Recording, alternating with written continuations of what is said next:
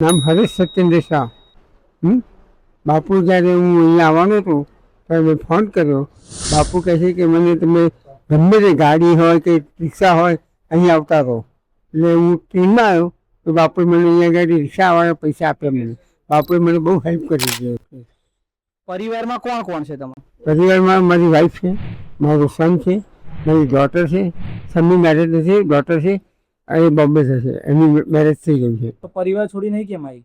અહીંયા family problem એવી રીતે. દરવાડાનો ફોન આવે? હા, નથી આવતો. એક વર્ષથી ફોન નથી આવ્યો કોઈનો પણ.